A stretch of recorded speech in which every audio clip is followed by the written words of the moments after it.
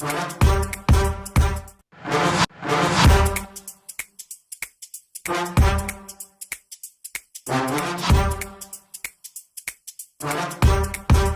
mga opinyon at pahayag sa susunod na programa ay pawang sa mga panauhin lamang at hindi sa pangasiwaan ng istasyong ito. Maging mapanuri sa panonood.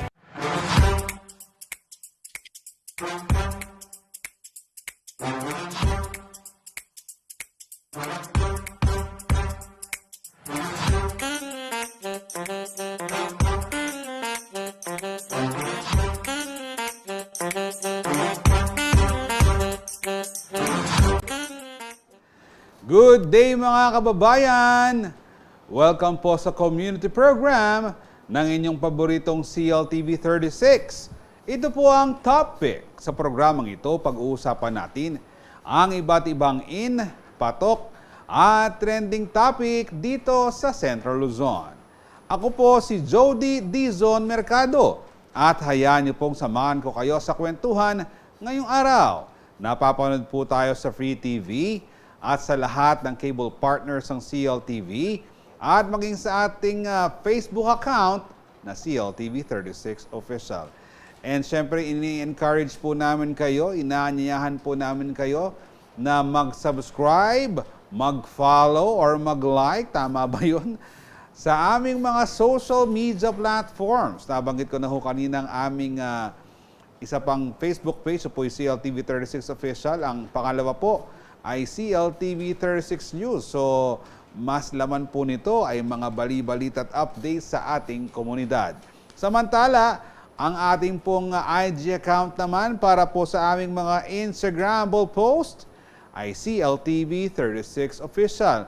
Ang amin naman pong Twitter handle ay CLTV 36 para naman po mabasa nyo ang aming mga tweets. Para naman po sa mga nais mapanood ang mga nagdaang programa at episodes and syempre ang aming latest uploads, mag-subscribe ho kayo sa aming YouTube channel na CLTV 36 Official. And for more information about CLTV 36 and sa aming live streaming, i-type nyo lamang sa inyong mga web browsers ang www.cltv36.tv. And meron din ho kaming TikTok. Ito po ay at CLTV36. Today is July 12, 2023. Araw po ng Miyerkules. Kahapon pala ay July 11, no? 7-11. So, marami siguro ang nagtungo sa convenience store na yun kahapon dahil sa iba't ibang mga promo. And meron pong binabantayang low pressure area, ang Pag-asa na hopefully po, hindi naman ho natin dinadalangin na maging bagyo, pero siyempre medyo napakainit po ng panahon dahil nga El Nino. Hopefully makaranas naman tayo ng mga saktong pag-ulan lang, yung sakto lang ha. Huwag yung sobrang lakas ng hangin. Basta sana yung maging presko at mapunan, no? Mapunan yung ating mga dam na patuloy na bumababa ang level dahil sa paggamit natin ng tubig. Samantala, basahin na po natin ang inyong mga ipinadalang komento sa ating topic. Question of the week. Nung manyambot kang loto, nanong gawan mo king premyo? O for Wednesday ha, ngayong araw na ito. Ano ba ang komento nyo sa ating topic question of the day? Ang sabi ni Ren Lopez Mercado, ha? Wala yung mga vowels mo, ha? Natira lang yung isa, Ren. Pag tumama na, saka ko na lang sasabihin. Pero ang sabi niya, animal shelter, isa sa bibigyan ko. Ma'am Ren or Sir Ren, ang suggestion ko, gawin mo ng animal shelters. Wag lang isa. Siyempre, malaki-laki naman ang makukuha mong panalo. Basta lahat ng numbers ha, ang lumabas sa itinaya mong loto. Alam ko, nung nagdaang mga taon, umabot yata sa 1 billion ba yun? Kung di ako nagkakamali, may panahon na billion yung umabot yung premyo ng loto, no? Si Albert Franco, ang gagawin daw niya sa premyo, kuanan kula. Wapi naman, rugo naman, kuanano pa. Kay ba't ka rin na naisipan ng gawan ng karen premyo, mo pa manikwa. Sasabihan mo na anong gawan mo, Ishi. Ate Kat Aquino, mag-invest ko pa. Gabon ampong bale, kay ba't magnegosyo ko. Yan. Talagang pag dakal ka pera talaga, dakal ka panyali. Mag-invest, manyali kang Gabon. Kasi rin Gabon talagang investment talaga rin. And syempre, paragulan mo, pasantingan mo yung bale mo. T-Babes, Sabangan, mag-invest ko pa. Yan naman, pareho yan, mag-invest siya naman. Kay ba't din panakitan ko, ilang pag-share ko ha. Magaling niya, wapin naman din kayang pinyambot ken loto. I-invest na lang. Ano kayang klaseng investing gawa na? Manalakad dyan Jollibee, McDonald's, KFC. Nano yaman yan, sana maging successful kayo. Love you too. Sali kong concert ticket ng Maring Taylor Swift ay nuko ne. Talagang sikat siya Mari kong Taylor Swift ay ni. Nuko, karang may nga labasan na Eldo. Talagang popost dero ko kaya social media. Bala mo yata ay mag-concert keti Pilipinas. At talagang ginawa largong meme. Noon mag-concert siya king Kutkut. Mag-concert siya Bakulod. Mag-concert siya king Betis. Pero nung miras man Betis, sana iyami ka ka-diabetes. Maraming salamat po sa inyong mga komento sa ating topic question of the week. Talaga namang nakakaaliw, very witty ang inyong mga sagot. Siyempre, ikaw ba naman ang manalo sa loto? Ano na ang gagawin mo sa premyo? Basta sana lahat tayo manalo, ha? Pinagdiwang ng Global Cooperative Movement ang International Day of Cooperatives itong unang araw ng Hulyo na may temang Cooperative Partners for Accelerated Sustainable Development. Nag-organisa ang lahat ng mga kooperatiba sa bansa ng iba't ibang aktibidad upang ipakita sa buong mundo ang kagandahan at kabutihang may dudulot ng pagtutulungan. Ngayong araw, makipagkwentuhan tayo kasama po si Miss Marieta Huang, ang Regional Director ng Cooperative Development Authority dito sa Region 3, at alamin din natin ang mga aktibidad na kanilang ginawa sa kanilang pagdiriwang ng International Day of Cooperatives. Welcome po sa topic, Ma'am Mayet. Kumusta po kayo? Mabuti po. Magandang hapon po sa ating lahat. Sir Jody, magandang hapon po sa iyo. Ma'am Mayet, katulad po ng mga nagdaang bisita namin sa ating programa, bibigyan ko ho kayo ng pagkakataon na batiin, i-shoutout, i-greet ang lahat ng gusto nyong i-greet, mga mahal sa buhay, kapamilya, kapuso, kaibigan, kapatid, followers, subscribers, Ma'am Mayet, and siyempre ang mga kasamahan nyo dyan sa CDA, dahil siyempre baka Ma'am Mayet may masalubong kayo sa kalsada. Sabihin, hoy, napanood kita sa CLTV, hindi mo man ako sinout-out, sana wala po kayong makakalimutan. Go ahead po sa inyong mga pabati, Ma'am Mayet. Salamat po sa pagkakataong ito. Binabati ko po ang lahat ng co-op leaders sa buong rehiyon, sa buong Pilipinas, no? Sa inyo pong mga tagapakinig o tagapanood sa istasyon na to. Tulad ng nasabi ni Sir Jody, baka may makalimutan ako. So, siguro hindi ko na dapat isa-isahin. No? Grupo-grupo na lang. Halimbawa, lahat po ng kasamahan namin sa Cooperative Development Authority. Ganon din sa pamilya ko. Yan. Batiin ko pala yung anak ko, yung panganay ko po. Mag-graduate siya ngayon sa UPLB. So, by next month, graduation rites nila. So, congratulations. And magandang hapon pong muli sa ating lahat. Alright, sa mga hindi ho nabanggit ni Ma'am Mayet, wag ho kayong mag-alala dahil kayo pa rin ho ay nasa puso at isipan niya. Tsaka siya na rin ho nagsabi, baka ho matapos na ho yung programa natin, tuloy pa rin ho kanyang pagsa-shoutout. Pero Ma'am Mayet, nais ko pong malaman para sa kaalaman din ng ating mga manonood. Ano ho ba itong Cooperative Development Authority? Ano ho bang mandato at trabaho ng ahensyang ito, Ma'am Mayet? Okay, ang Cooperative Development Authority po ang kaisa-isang ahensya na may mandatong magrehistro, mag-regulate, mag-promote ng cooperative, ng kilusang kooperatiba sa buong bansa. At dahil nga ito ay noong 1990, ang unang batas na kung saan ito ay nabuo, na-amend na rin po yung batas na yon, naging RA 11364, meron na kaming tinatawag na strengthening ng aming ahensya. Tulad po ng nabanggit ko kanina, kaisa-isa. Meaning ng kaisa-isa, wala pong ibang ahensya ng pamahalaan na nagre-rehistro ng kooperatiba maliban sa CDA. So yun po yung unang mandato namin.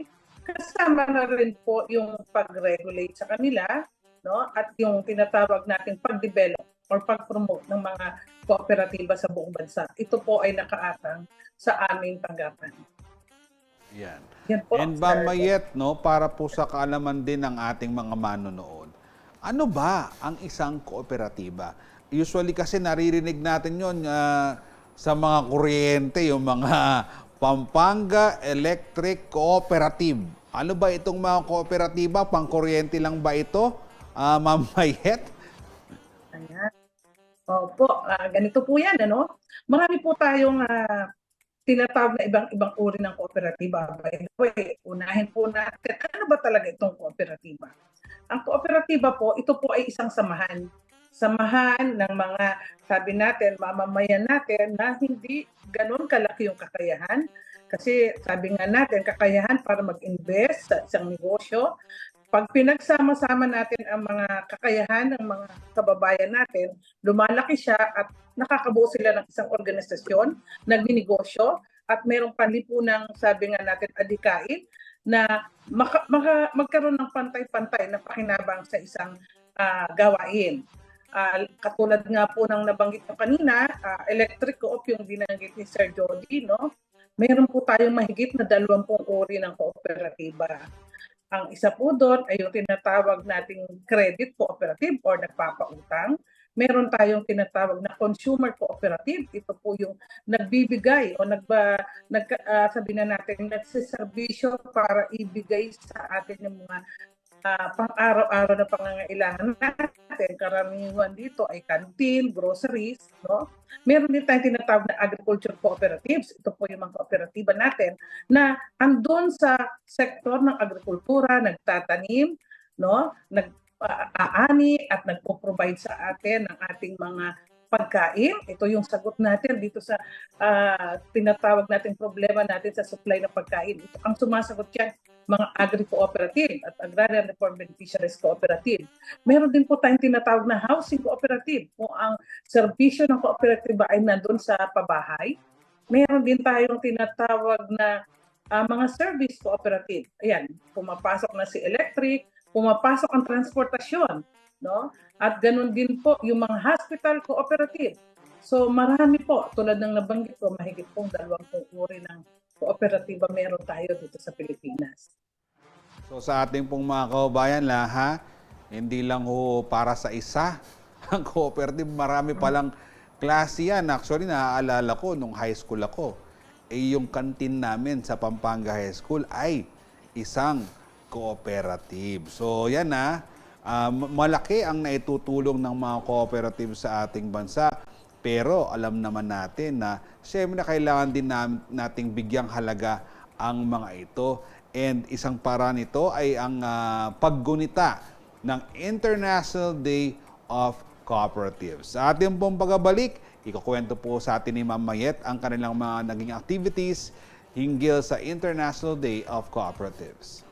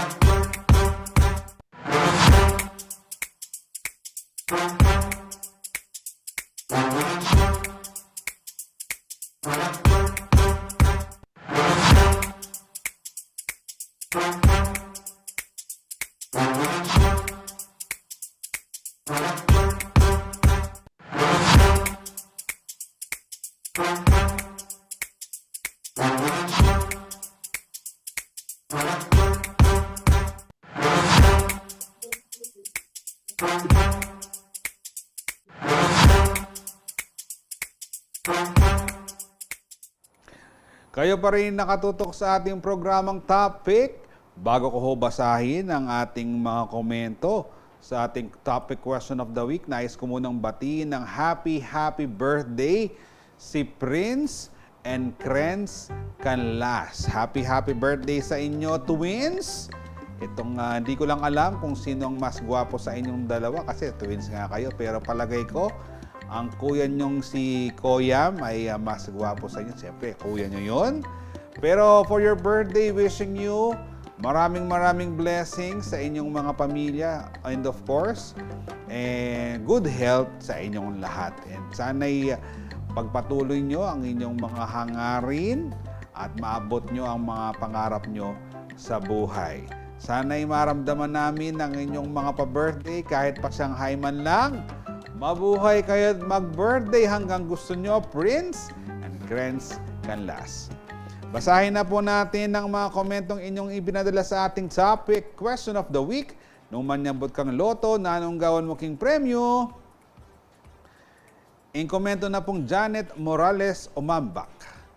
Sopan ko la ring pakakalulo. Lalo na rin kalat-kalat king kalireng alang tuknangan. Masanting niya po yan, Ma'am Janet, ne? And I hope, nung talagang sumambot kayong loto, sustaining kaya kayong programa ngayon para ka rin pakakalulo. Ryan Dasigaw of Mako, pero baligtaran may of Mako o Campo. Balam ka lang, kaya basa niya. Sali kong dakala marine, saka ko pauran ketike kami.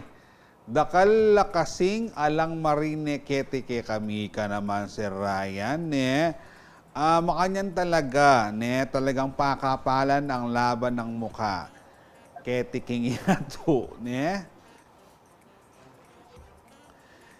Marinelli Pineda na metong king katamong top fans, sumanyambot kong loto mo muna kung gawan patalakad kong dream house ko. Magnegosyo, savings, sampung sumawap ko, kareng pamilya ko. Ninupawarin talagang pagawaing dream house na, ne? Talagang pakaragol-dagol yung kayang dream house. Nung sakali po, pwede hubang magkay kami, magkayabi king house blessing.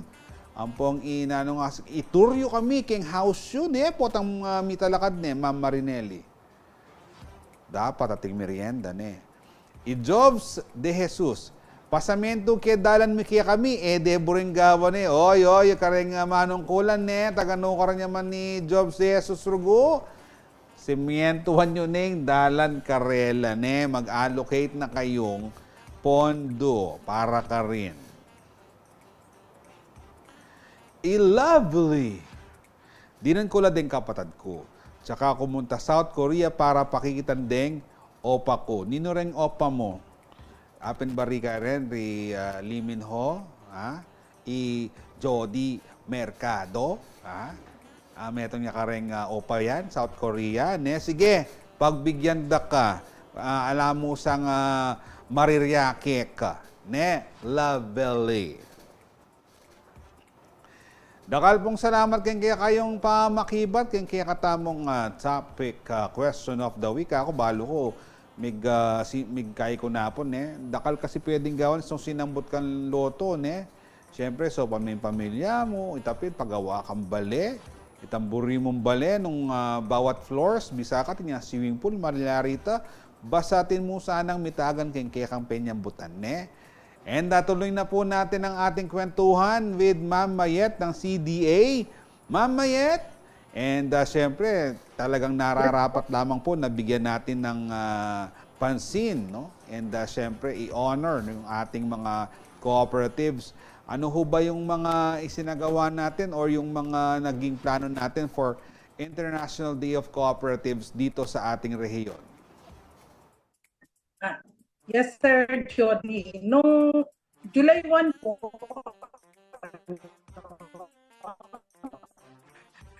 ang celebration po kasi ng International Co-op Day. So, nung nataon, July 1, first day of the month, nag-celebrate po tayo. At marami po tayong mga kooperatiba sa hindi lamang po sa buong rehiyon but sa buong Pilipinas na nag-celebrate po para po sabi nga ay may palaganap ang kahalagahan ng International Co-op Day at may palaganap kung ano talaga ang kooperatiba.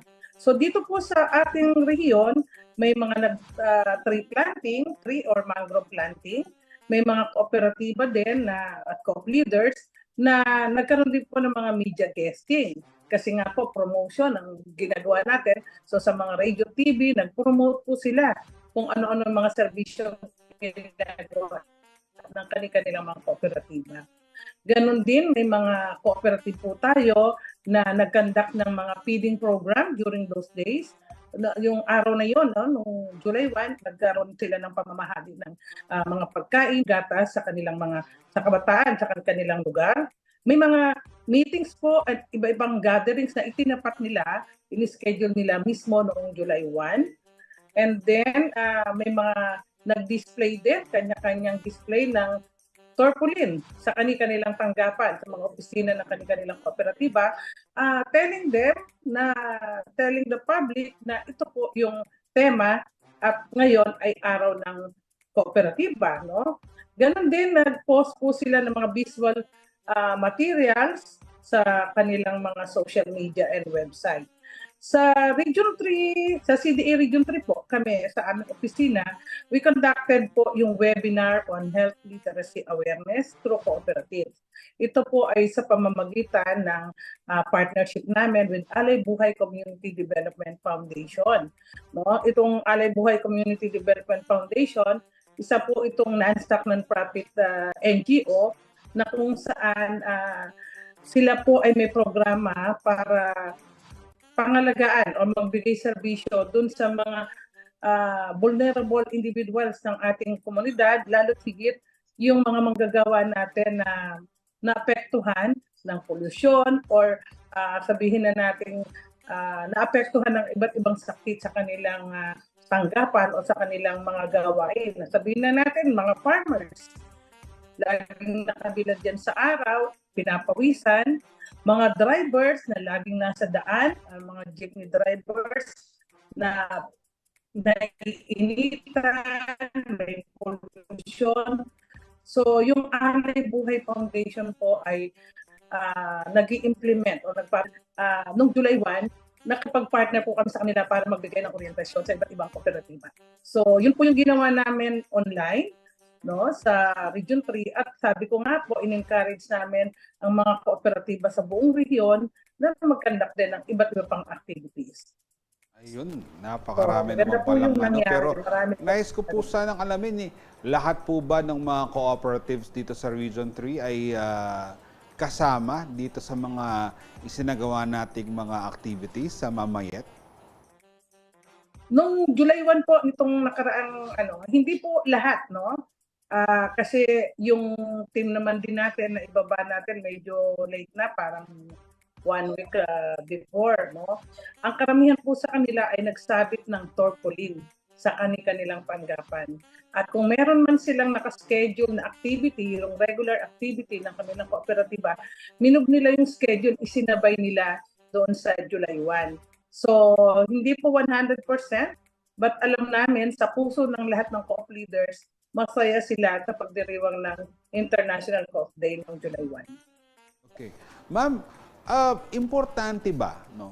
Siyempre, minsan kasi yung nasa set aside yung mga objectives ng mga cooperatives, pero importante ba na yung bigyan sila ng pagpapahalaga kahit isang araw lamang sa isang taon, katulad ng International Day of Cooperatives, mabigyang pansin, mabigyang halaga itong ating mga kooperatiba, hindi lang sa Central Luzon, kundi sa buong bansa? Napakahalaga po niyan kasi kung pagbabatayan po natin ang kontribusyon ng kilusang kooperatiba sa ating bansa, sa ekonomiya, sa society, no?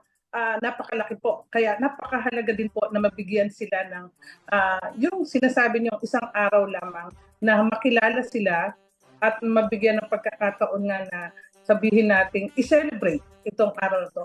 Alam nyo, hindi lang naman po itong International Co-op Day ang pinagdiriwang dito sa Pilipinas. Natutuwa po kami. Sa bansa po natin, kinikilala talaga ang kahalagahan ng kooperatiba. Kung July 1 po, ito po ay declared ng International Cooperative Alliance na itong first Saturday of July is ipinagdiriwang ng buong mundo. Tayo po sa Pilipinas, may buwan po tayo ng kooperatiba, hindi lang isang araw. Meron po tayo, yung October po is Cooperative Month. Declared po yan, may proclamation po yan, na buong isang buwan po natin sineselebrate ang kooperatiba sa buwan ng October. So, kitang-kita po natin na sa ating bansa, talagang pinapahalagaan ng kilos ng kooperatiba. International Day lang pala eh. Pero sa Pilipinas, Opo. ano siya? Cooperative One month po. O, diba? San ka pa? Pero siyempre, I think you will be planning for this, Ma'am Mayet.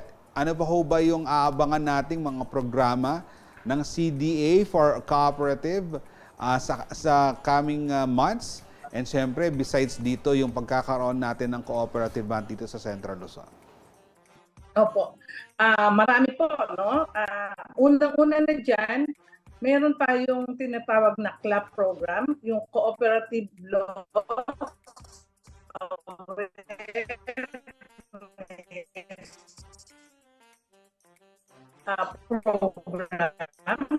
CLAP. Ano po ito, no? Napan mga eskwela o estudyante ngayon, no, hindi po nila anong tawag dito, hindi nila napapag-aralan o hindi nasasama sa kanilang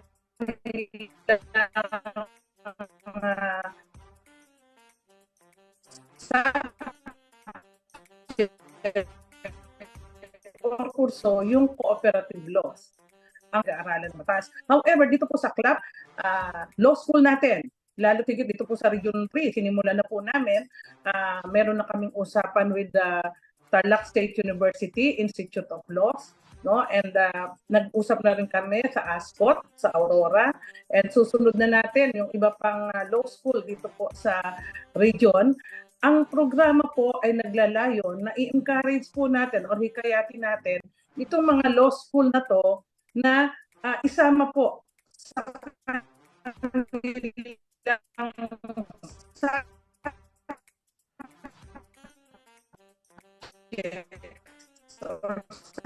kanilang curriculum yung cooperative law.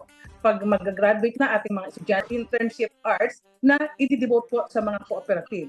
At the same time, dahil ang CDA po ay may bagong power ngayon doon sa aming bagong charter na meron po kami adjudication power, doon po sa portion ng adjudication na yon, inaalaw po or pinapayagan po namin na itong mga law students na naka-undergo ng training or sabihin na natin may half of their cooperative client doon sa aming adjudication board, no? Or doon sa aming adjudication function na sinasabi. So malaki po, no? Ang programang ito na kung saan sabi nga natin, kailangang mapaigting, kailangang maipaunawa sa lahat kung ano ang nilalaman ng cooperative law or cooperative code. Meaning, malaman natin ng lahat ang kanilang karapatan, ang kanilang mga tungkulin, ang kanilang mga responsibilidad, ganon din ang pananagutan nila sa kanilang mga kasapi.